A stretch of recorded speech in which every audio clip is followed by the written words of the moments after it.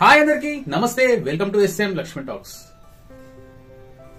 ఒక ఏనుగు ఒక చీమ, ఈ కథ అయితే చాలా మందికి తెలిసే ఉంటుంది. కానీ దీంట్లో ఎంత నీతి ఉన్నదనేది వీడియో చివర్లో అయితే చెప్తాను.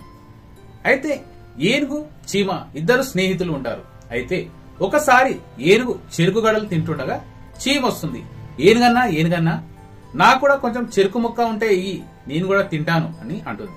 అయితే ఏనుగు చీమని చూసి, అరే తమ్ముడా, నీకు నీ ప్రాణం ఎంత, నీకు ఇంత చిన్న ముక్క ఇస్తానులే అని ఒక చిన్న ముక్క అయితే ఏనుగు చీమకిస్తుంది. అప్పుడు చీమ, ఏనుగన్నయ్య, నాకు చెరుకు ముక్క అడగగానే ఇచ్చినవు తినడానికి, చాలా సంతోషం అనిపించింది. నీకు కూడా ఎప్పుడైనా ఏదైనా సహాయం చేస్తాను ఏనుగన్నయ్య.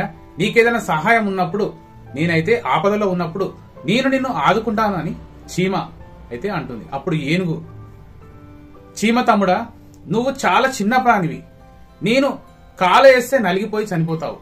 అంత చిన్న జీవివి నువ్వు నాకు ఏం సహాయం చేస్తావు? నేను ఏదో తింటున్నాను కదా, తింటున్నా అప్పుడు పడ్డ చిన్న ముక్కనే నీకు ఇచ్చింది అని ఏనుగు అయితే ఈ విధంగా చెప్తుంది చీమకు.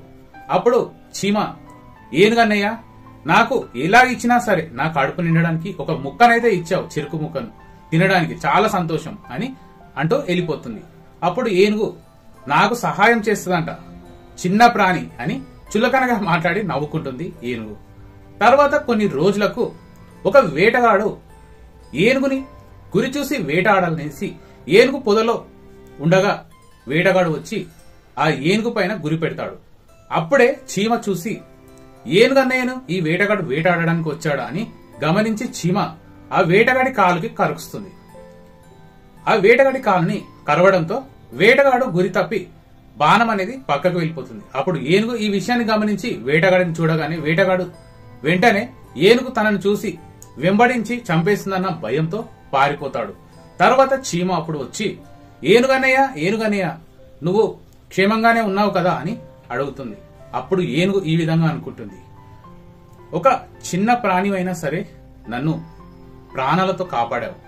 నేను అప్పుడు నీ గురించి తప్పుగా, చిన్న ప్రాణివే కదా ఏం చేస్తావు అని చులకనగా మాట్లాడినా, నన్ను క్షమించు చీమ తమ్ముడా అని అడుగుతుంది. అప్పుడు చీమ, ఏనుగన్నయ్య, మనలో మనకు ఎందుకు క్షమాపణ అని అంటుంది.